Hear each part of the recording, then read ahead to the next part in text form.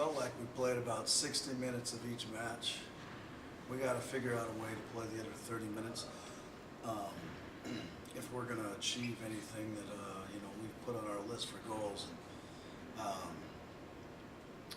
It just wasn't good enough to get leaned on like we did it for stretches, and we struggle with just it usually comes after a goal. Happened in Canada, we scored 3 goals in 11 minutes, and then kind of took our foot off the gas and then started just tracking and marking. And when we start doing that, people start stretching us out. We're not in positions to keep the ball. It's an issue. I thought our front line put an immense amount of pressure on both teams, but I felt like we left goals on the table. And as we get further into this year, when we start, the competition level starts going up, and you run into Mankato or Bemidji or Central Missouri or Grand Valley, those chances are going to be less, and we can't leave goals on the table. And that's where we're at. We should have, won 8-0, 6-0, and didn't. So. Any players in particular this week that kind of just surprised you in a good way? I thought Melanie played really, really well. I don't know. I mean, I thought at times that all 11 of our starters were incredible.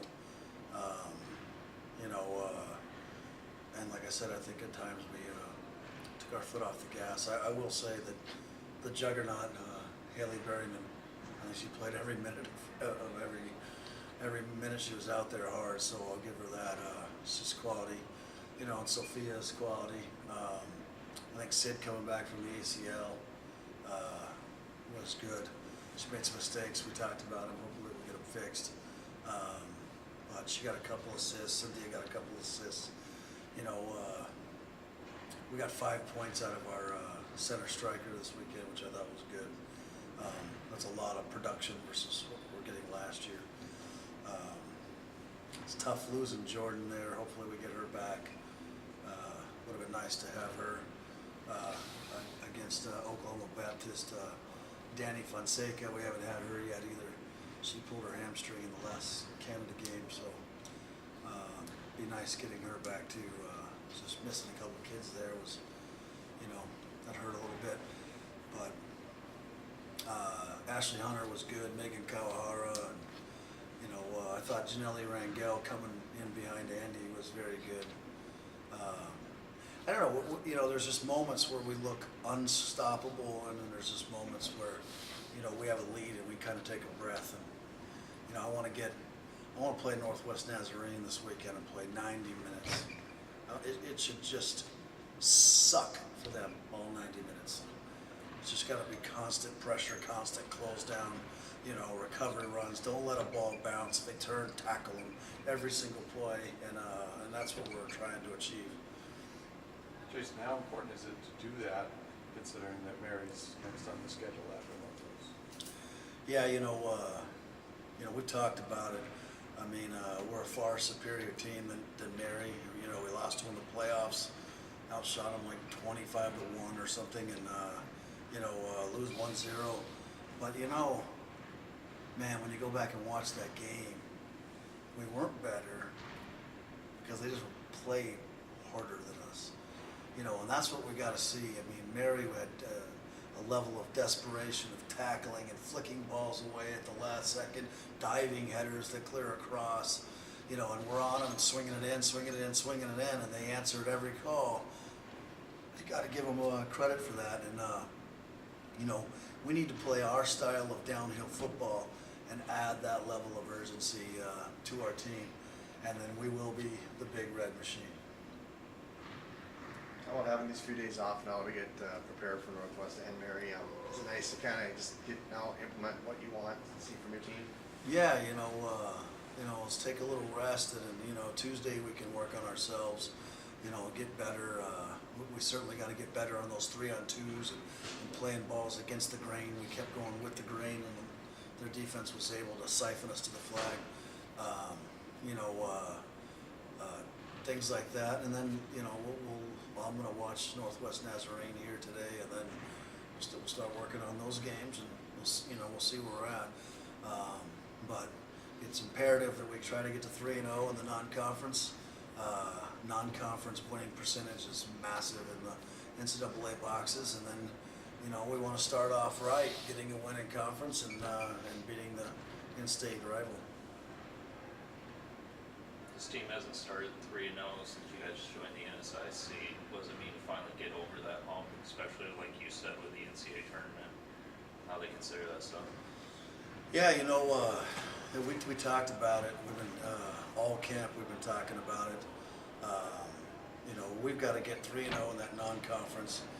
We've got to at least tie or beat everyone in those non-conference winning percentage and all those boxes when it comes down to the end. You know, if we want to have any chance of hosting the NCAA tournament, and that is the goal, is host that NCAA tournament, get out of that weekend. You know, and then we want to get downhill right away in the conference. I don't want to be chasing points like we did last year. You know, it'd be really nice to enter that first double weekend 4-0 in the year, you know, and then start, you know, hitting our weekend goals of 6 points, 6 points, 6 points. We are certainly,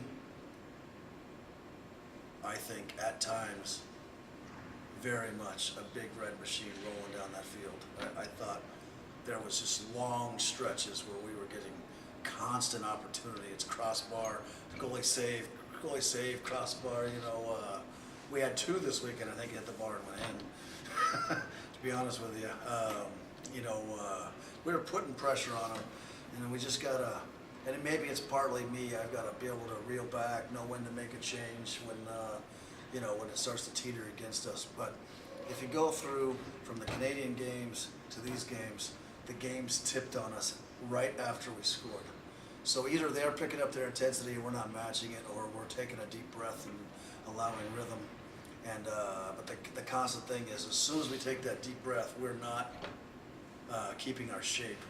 We're allowing them to dictate our shape, and it hurts us when, you know, when we do so much pattern play. How did Yesenia play? Oh, she's amazing. You know, I'll tell you that Regina's a very, very good team.